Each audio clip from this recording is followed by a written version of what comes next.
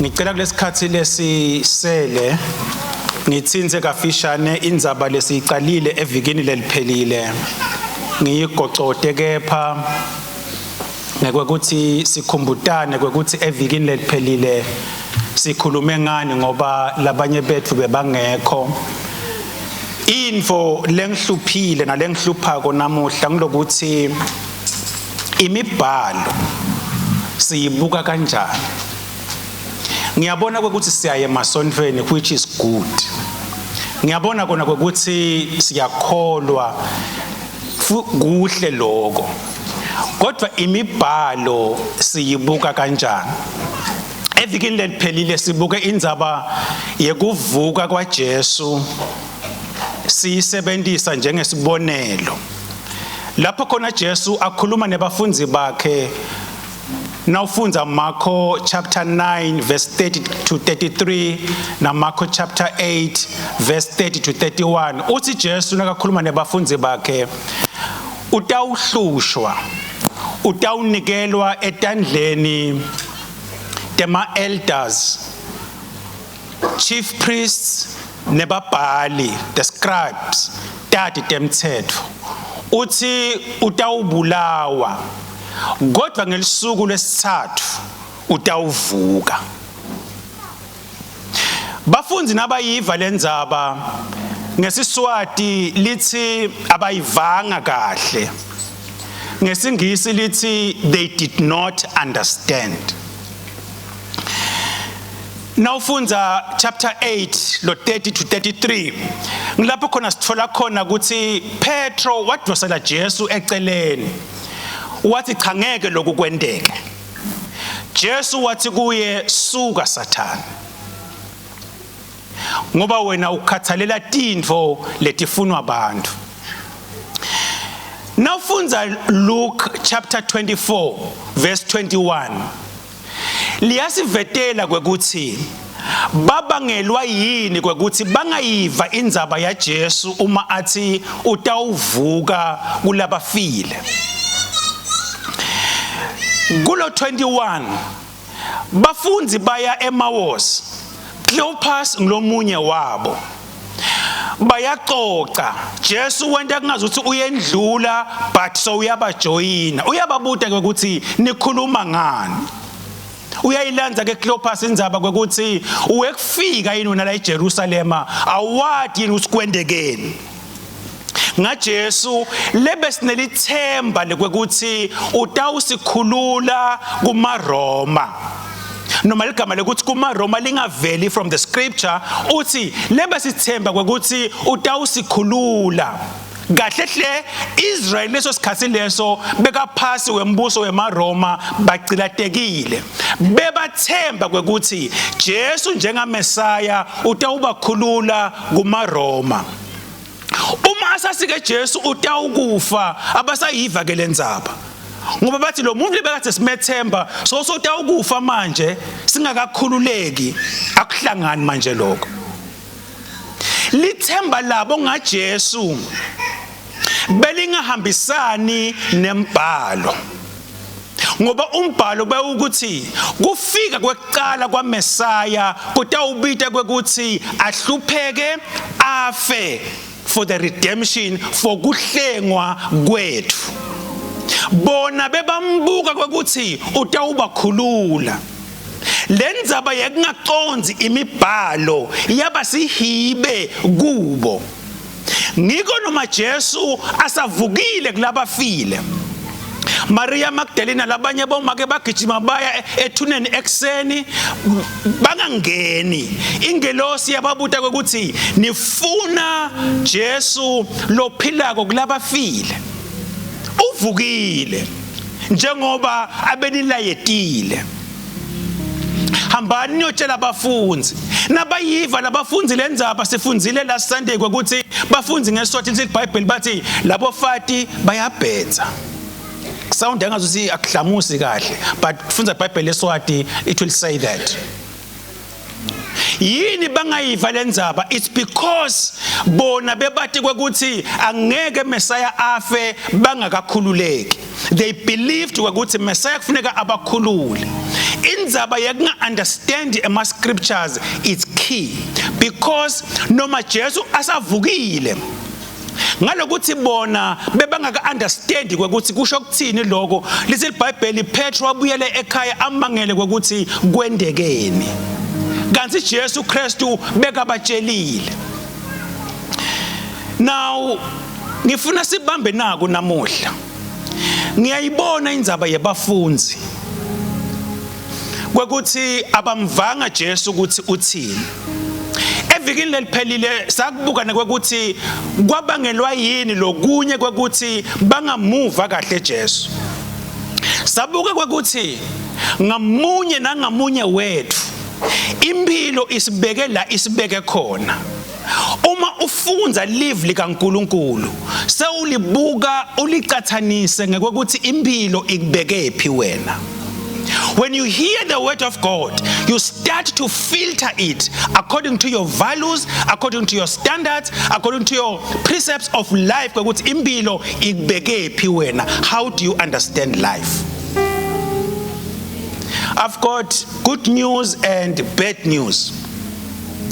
Bad news in the sense that nobe ngabe live likaNkulunkulu uthi na uliva lingakuhambi kahle, liphambane nemvelaphi yakho ngoba wena bawucabanga ukuthi kutakwendeka 1 2 3. The bad news ngilokwethi kutakwendeka live likaNkulunkulu hayi lebekucatshangwa nguwe. Doesn't matter kwekuthi for how long bowabambile lawo maciniso akho noma letho dinto takho botibambe for how long, as long as live likaNkulunkulu lithi utawuvuka Jesu kulabafile, utawuvuka, uya understand au understand utawuvuka Jesu. Now inkinga yethu namuhla is not kwekuthi asiye masonveni. It's not ukuthi live likaNkulunkulu alishunyayelwa, but ukuthi sawulivile live likaNkulunkulu ulicathanisa nani lekwenta kwekuthi ungalithathi linjengoba lisho. Lokho lolicathanisa nako ukwende kukhulu kona kune live likaNkulunkulu. That is your downfall. Ngiko kutawukwenda kwekuthi live likaNkulunkulu lingafakazeleki empilweni yakho. Ngicela ukuthinza nakho.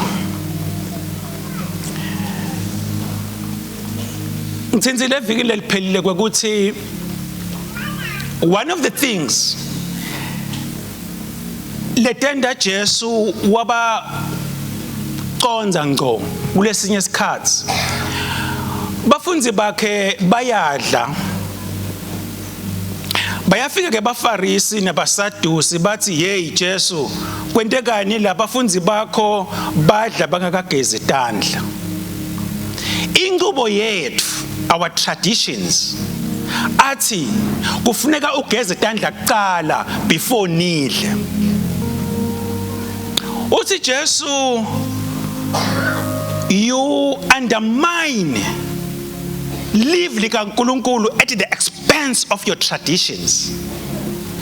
Wenda lide live likaNkulunkulu ngenxa yemasiko eno. Wathi Jesu ayihambi lapho lendlela. As a people, njengebantu nathi sinewethu emasiko. Ngisho njengemabomu lokho ngoba time has come. Sekwendeke konke, when you bring your traditions bese uletha live likaNkulunkulu ngublo takuthatha. Nawuthatha inqubo yebuve bakho emasiko akho at the expense ye live likaNkulunkulu, ngidakutshela mahala mina ukuthi uyibambe eceleni. Uyibambe eceleni mfana sekhaya. Sekwendeke konke kutawugcina live likaNkulunkulu. uNkulunkulu live lakhe nakalikhuluma kunanako ezingesine kuthiwa ngema absolute terms. Emna ungumuntu lokukhuluma ema absolute terms like I will never do this. kusho ukuthi ukhuluma in the sense yokuthi sengibukile emuva ngabuka embili lento le I will never do it. It's an absolute term. Ngenhlanhla lempi sikusebenzisa nala wrong khona as bantu. ngoNkulunkulu kuphela lokhona kukhuluma info la ngeke ajike kuyo ngoba kukhuluma kwakhe kusuke emaphakadzeni kuza ke emaphakadzeni ngoba uNkulunkulu lo ngachinji mina nawe lesikubona kona lesikushoko sikusho ngoba sibuke itolo sabuka namuhla likusasa asilati.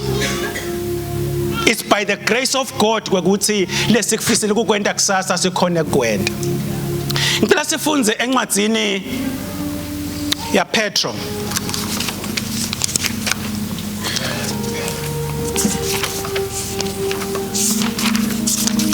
to be sure ukuthi siyahambisana kahle.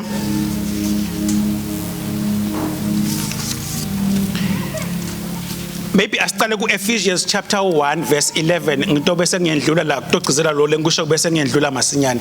Incwadi yabaseFesu sahluke sekuqala livesi lika 11 Paula ubhala libandla labaseFesu ngeke ngene ngama details lamanyenti so utholile cela ufunze. uNkulunkulu wasekhetha nqandi ngaye ukuthi sibe lifa lakhe yena lo wenda konke ngekwenthando yakhe. Ngesingisi lithi God works all things according to the counsel of his will. uNkulunkulu kwenta konke ngekwenthando yakhe. Nakenda info uNkulunkulu akethi kutawukubuta ukuthi wena itsini suggestion yakho. Ukwenta konke ngekwenthando yakhe. Sekwenteke konke abantu abasekhaya. Ngicela singaluthani lethi suku tegcina. Kutawugcina inthando yaNkulunkulu. Yakho neyami singayithanza ibe yinhle siyiappraise siyende lokwa nalokwa but sekwenteke konke abantu abasekhaya kutawugcina inthando yaNkulunkulu. Noma namuhla ungayithanza lenthando yaNkulunkulu noma ungayithanzi noma ungavumelana nayo noma ungavumelani nayo but kutawugcina yona. Livi kubafunzi lathi Jesu Kristu utawuvuka kulabafile. Bangamuva Jesu ukuthi uthini. Ngicela ukuthi kafishane kulama minutes lasele sibuke ukuthi lithini livi to us namuhla.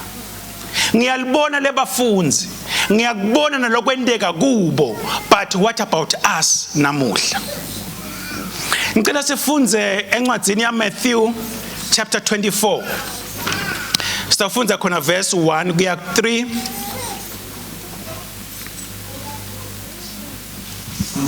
Nase ufike khona ufunze. Jesu abephuma ethembelini abesahamba ngesikhathi bafunzi bakhe beta kuye batemkhombisa atakhiwo telithembeli. Kepha waphendvula wathi, angithini yakubona konke lokhu. Nginitshela ngithi kude ngisho nalinye litshele liyawusala lihleti etikwale linye lingakathi lidelwa phansi.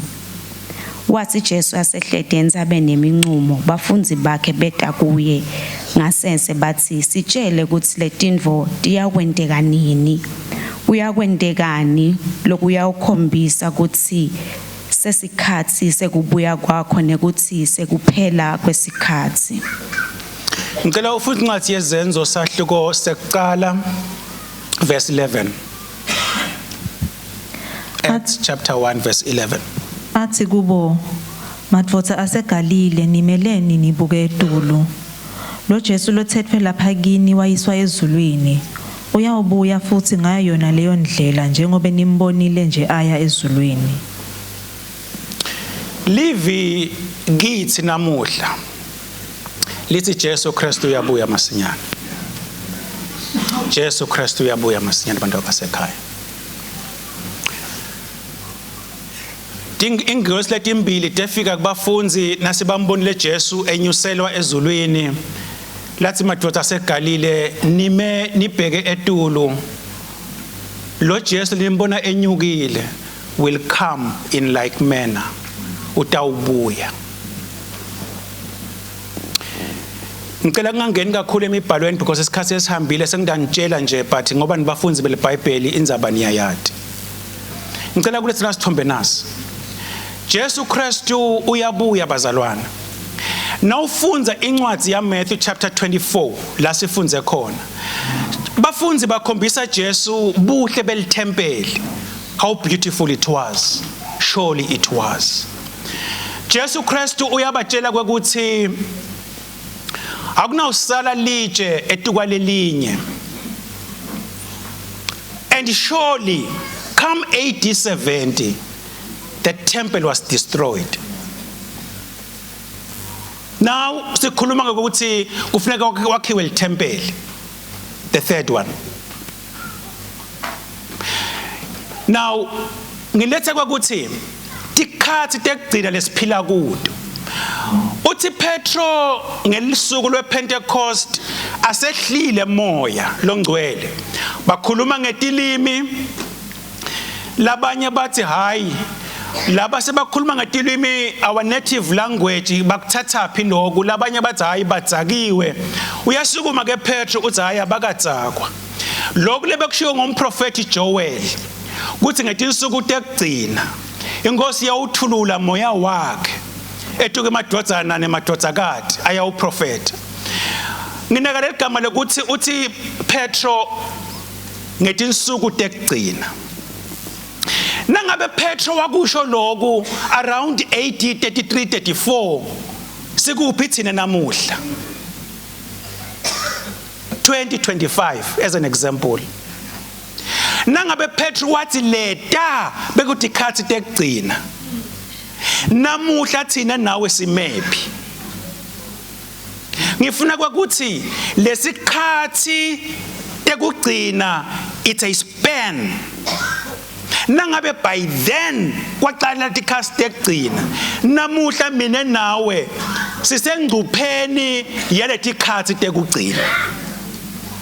Bekumele ukuthi ngabe sesibuka tindvo ngalenye indlela ngoba tikhathi tekugcina tekufakazeleka lokushiwo imibhalo sekusonzele kakhulu. Ngicela kuhlukanisa nako ibazalwane ukuze ukuthi njengabafunzi beBhayibheli singadidani kakhulu. Now kunema theologians, kunema Bible scholars. Ngiyanginika isikhathi kubuka ukuthi ema theologians athini, ema Bible scholars athini. Mhlambe nje kuletha umehluko kancane. Theologians are more kubuka ema timfundiso telivli kaNkulunkulu, the doctrines. But Bible scholars are more ekubukeni leBhayibheli in depth, bal scrutinize, baba aguisha nema theologians. Says that some of them bafike bathi kunemaphutha eBhayibhelini. Bible scholars.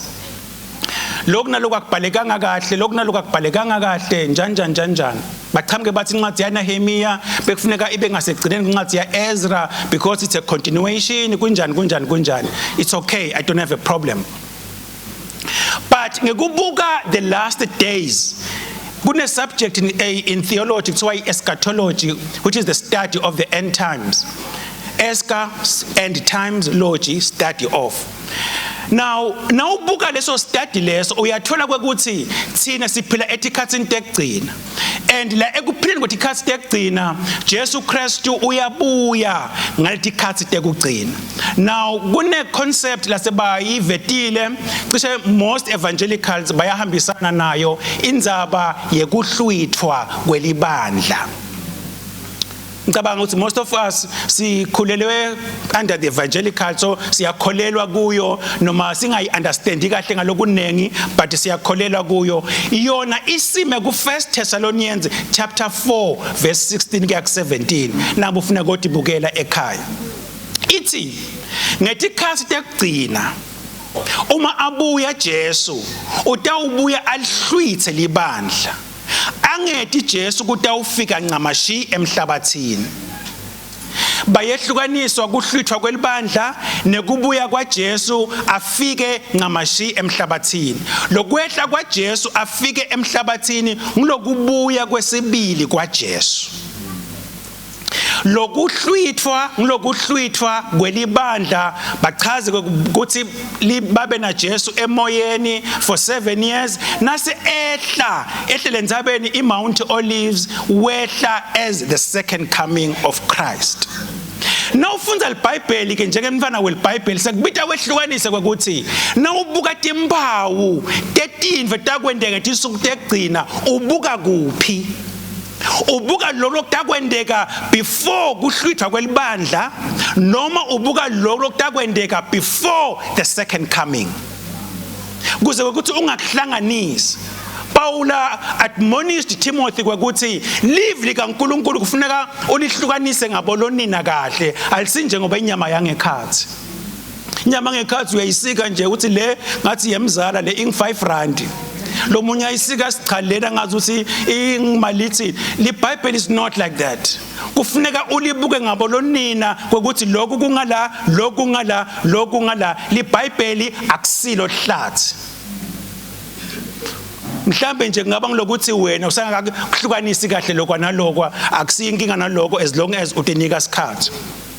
Ngifisa kule mzuzu lemncane sibukele ukuthi ngutiphi timpawu liBhayibheli ligcizelela kuto before kuhlwithwa kwelibandla. Ngoba nangabe mina nawe kutabita sicaphele namuhla kuze kwekuthi singalingisi labafunzi kwenze ukuthi bona Jesu wavuka bathi kwendekeni la lingathi hluthiwe libandla usale nawe uthi kwendekeni la ngoba imibhalo awuyadi. Nase uyadi imibhalo nangabe by so whatever kwendekile wasale ekuhluthweni kufuneka wathi ukuthi what is the next opportunity that you have. Ngicela sithinze naku kafishane sitabe sesiya ngasekuthandazeni.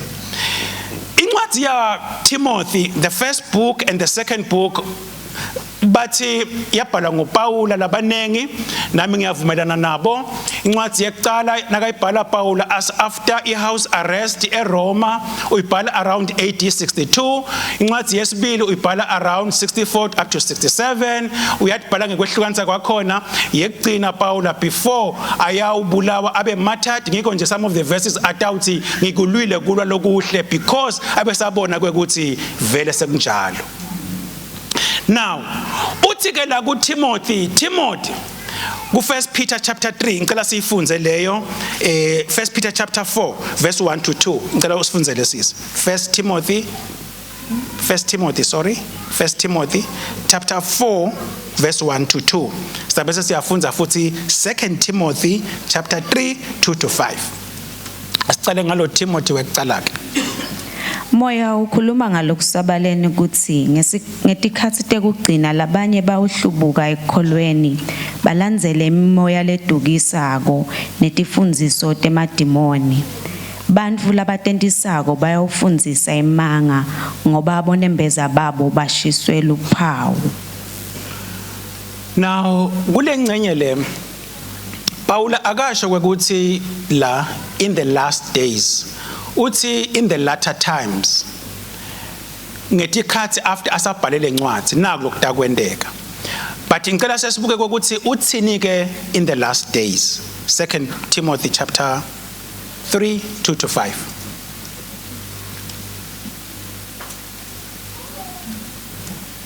Bantfu bayawutitsanza batsandze imali batigcaba. Ngicela ucale verse 1 sorry. Cale verse 1 stoyiva kahle.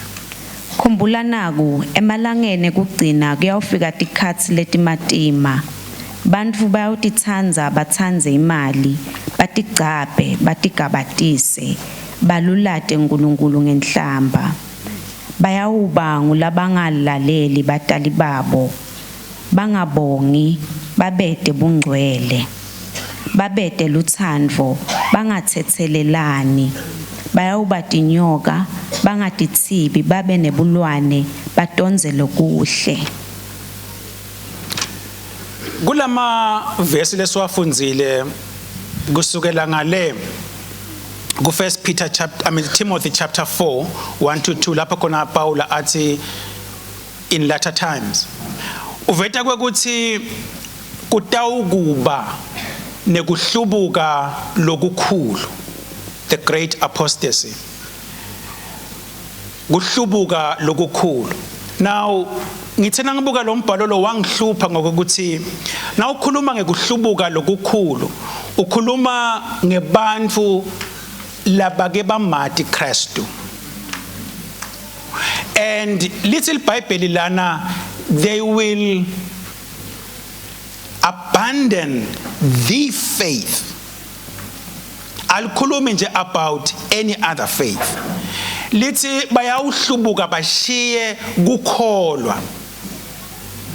Now sekuyangihlupha ke mina lokho ukuthi kwentekani.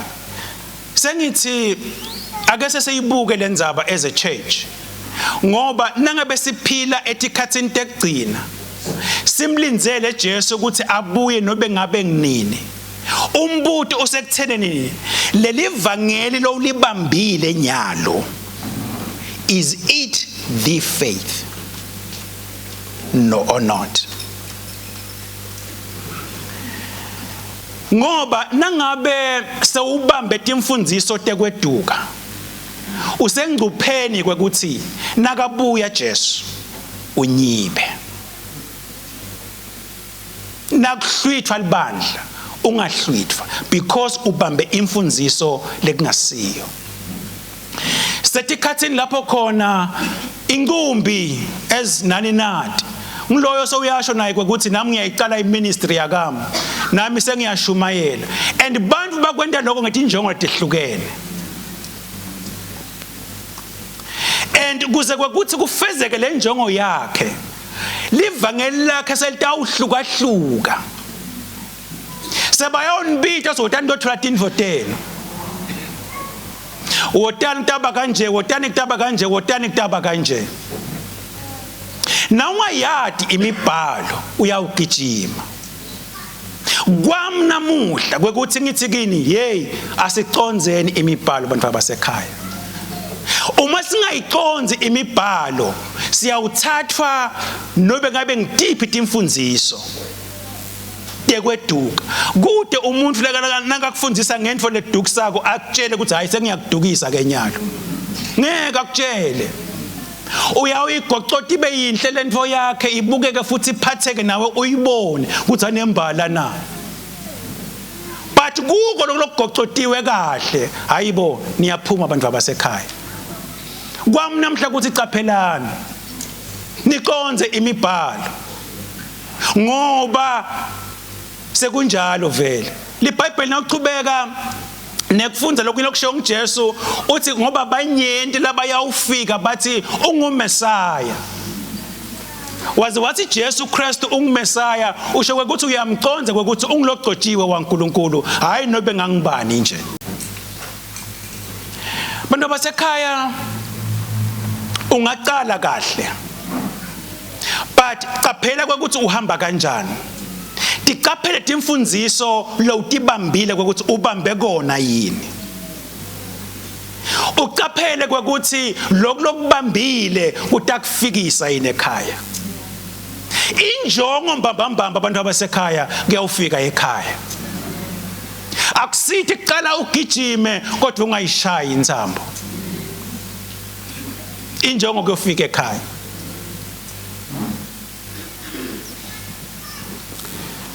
Tikhathi lesiphila kuto timatima. Lokho ngivisa buhlungu lokuthi nawufunda the same chapter 4 1 to 2 lithi timfundiso tekweduka lithi laba labatifundisa kubonembers abawo ngathi bashisiwe. Kusho ukuthi lo muntu ungase uthi conscience liqiniso akusesindvu lahambisana nayo as long as athole lokho akakufunako yena. Leli qiniso kuyaba indzaba yakho nje. Uyazi kwazi kwalimala unembeza kumuntu hayi sokumvalimele. Banjalo ke namuhla sekubita ukuthi mina nawe siqaphele ukuthi letimfundiso lesitibambile tikanjani. Kulaba labakhonda lakhaya nangithola lithuba lekusherisha ngeke ngisho ngithi mina asilingiseni libandla laseBeria lelathi Paul the apostle asashumayele batihlola letinto ukuthi tinjalo yini. ngaze ngabekisa ngalenye ilanga lathi kulabo labaya etikolweni kwekuthi nangachamuka professor wase Harvard afike unpresentele kubithe kwekuthi ungashaya idandla uthi maye mkhane abantu wafunze eHarvard, the first highest university noma nje Trump ayithi kancane, but kubithe kwekuthi hayi ngiyayiva le presentation yakhe akase sihlole ukuthi kuhamba kahle yini. Namuhla sekubithe ukuthi irrespective kwekuthi kushiwo ngubani hamba ukuhlole, ngoba phandle kwaloko uyawucetuka kancane mfana sekhaya uyakhanza ukhashana. Kufuneka sithi tinjalo yini vele, ngoba tinsuku setimbi. Uma lithi iBhayibheli kuyawuhlubuka labanyenti baphinze bafundzisa, hayi ukuthi batawuthula nje, batawufundzisa. Nabafundzisa hayi ukuthi bafundisa anyone, bafundisa thine. Nawuthi khanza uphase mfundiso thite sekubitha ucaphele ukuthi ngifundiswani la. Letinto tikhona invele emibhalweni. Nasemibhalweni sicha ushito umfundisi R sithi R ke nabo ufuna kuya ngakhona uphile njani. Usifundisile umfundisi R kwekuthi le Bible was not written in chapters and verses. Kwaba njengema interpreters nema translators kwaba ngama translators nema scribes la apportion these things into chapters and verses. Wakijima nelverse wena wathi kungiko uyawuthi khanza ulithathe out of context. Ukhashane mfana sekhaya lithi ulithanza lelverse lakho ube wathi ukuthi liyahambisana nengcenye yembhalo lapho ulithathe khona. Kufuneka siyiconze imibhalo abantu abasekhaya. Kwami namuhla kunikhumbuta kwekuthi Jesu Kristu uyabuya masinyane. Leli vangeli lothi ulibambile ubambelo nambamba yini. Angeke inJesu Kristu nakabonakaliswa unyibe.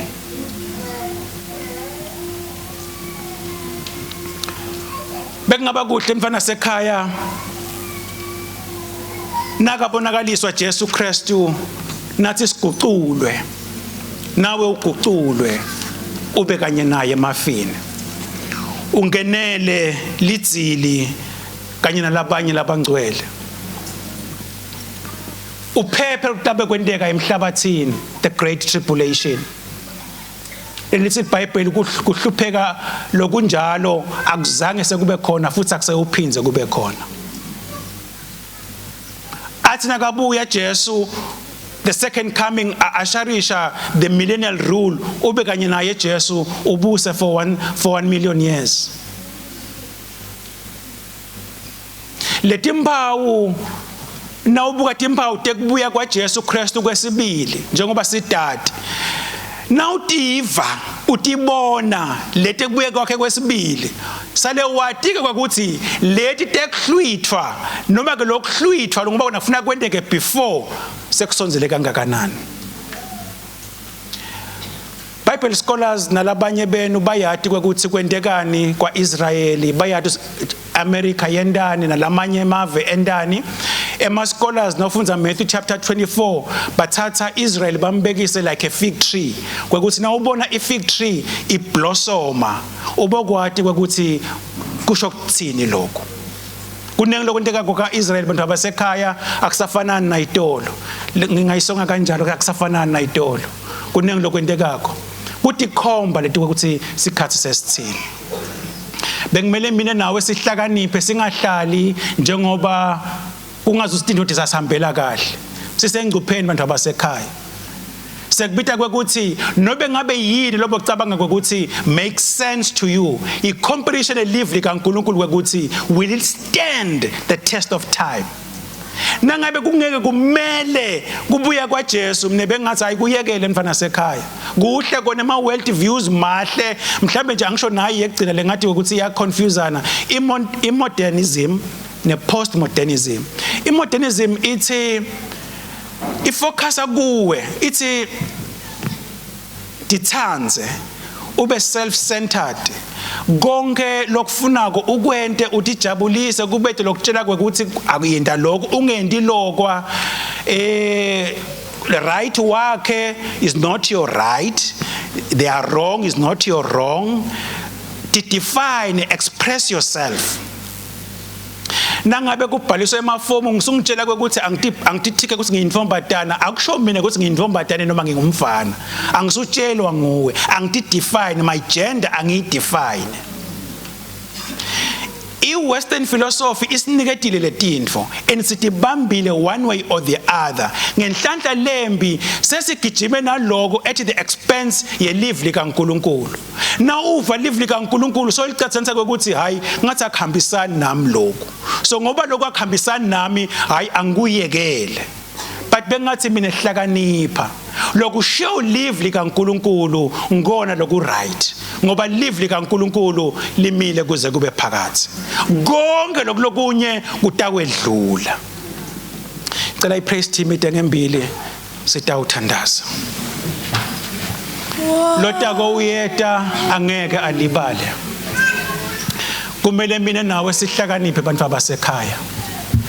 Ushikashikeka kwethu imihla ngemihla sihamba lendlela akameli kwekuthi ekugcineni kwako konke sinyibe nayibonakaliswa indvodzana yemuntu.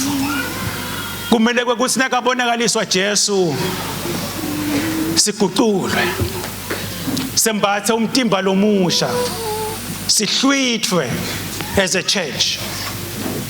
Mina nawe sinalensayeke ukuthi sesilvile live likaNkulunkulu. What are we going to do? Jesu lekakhuluma nabafunzi bakhe, they did not understand him because bebathemba kwekuthi utawubakhulula embusweni weMaroma. Now live likaNkulunkulu kuthi Jesu Kristu uyabuya utitshela kuthile wena. Ukuthatha lokhu njengenganekwane noma ukuthatha ukuthi kuliqiniso uwende lokuthite ngako utilungiselele. Mina benganxusa kwekuthi masihlakaniphe. Mfundisi Mabunza evikini leliphelile wathi inza indzaba kuJeremiah wathi kahleni Nkosi yami sesingehlula nathi ilwane nje bantu abakethu. Ngoba tilwane tiyasibona isikhathi ukuthi sekunje nyalo sesikhathi ukuthi simigrate sisuke ngala sibheke le. Letinye tilwane nakati latifunza eBhayibhelini kwazi kwabe kusona ngagilongi. Siyamathi gilongi. Kusina sekusikhathi gilongi kuyasuka ngala asekuyahanjwa nyalo bahambe bayalela kufuneka baye ngakhona. Sesikhathi bantu abasekhaya. Sekufuneka sihlale ngentombi. Sithi lungiselele. Ngilona loyo athi Nkosi Jesu have mercy on me. Amen. Tinfo lokushow live likaNkulunkulu ukubamba emfana sekhaya. I have this confidence kwekuthi wabamba live likaNkulunkulu you will get there.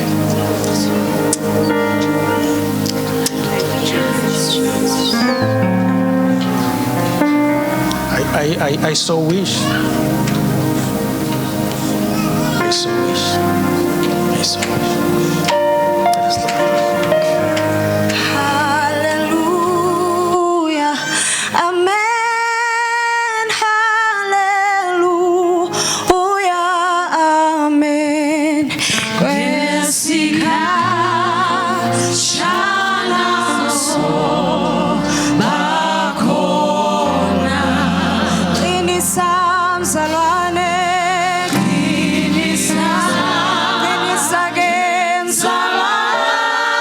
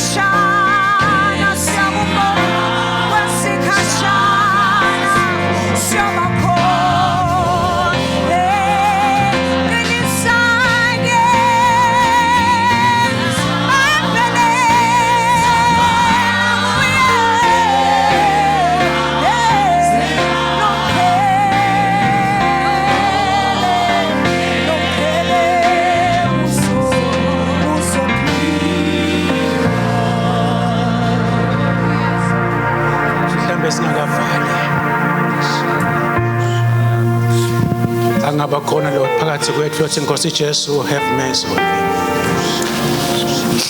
Ngiyeva kona ukuthi nithi indlela ibovu sekuyahanjwa, but I am not ready. Ngoba anginabo ubudlelwane balona lobu yakho.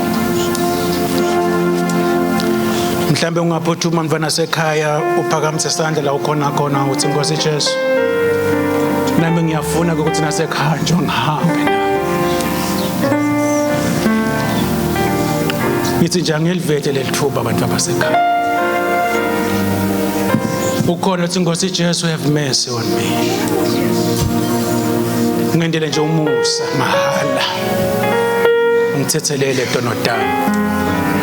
Ngiyakuvuma ukuthi ingosi nemsindisi. Noma ngingathe ngena seliyawushona langa. It's okay. Ukhona lo njalo sikakathandazi. Nkosi kwendele umusa.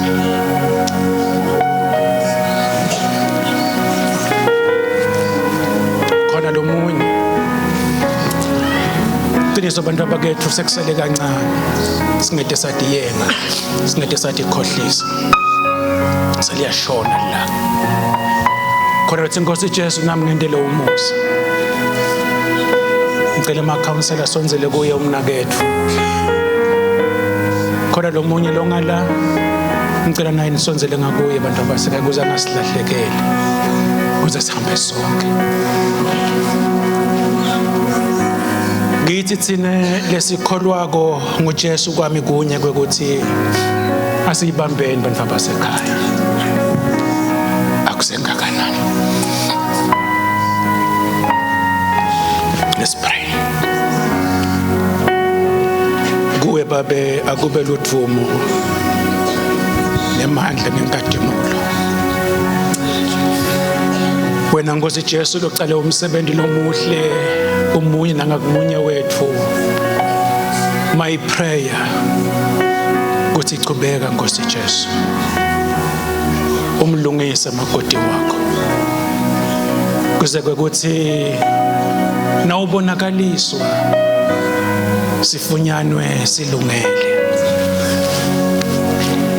Nawubonakaliswa singanyibi. Gcina libandla lakho Nkosi Jesu in these difficult times, in this great apostasy. Keep your church. Usendele umusa. Uqinise labancane bethu, uqinise labadzala bethu. Sive saka Israeli sasho kahle kwekuthi sifuna khamba sonke. Nathi nasemini babe sisho njalo sifuna khamba sonke. Labancane bethu nalabadzala bethu. Strengthen us. Ngiyathandaza ukuthi moyo ongcwele yena lokhona kusikhumbuta imibhalo. Yena lokhona kusifundzisa imibhalo. Asicondzisa that he may continue to teach and counsel us in our respective places and keep us. May you keep us and protect us. May you turn your face towards your children. May you lift up your countenance and give us peace. Akhathimliswe njalo Kristu kusukela kulesi sikhathi kuze kubonakaliswe kwendvodzana yemuntu ngegama lika Jesu Kristu. Amen.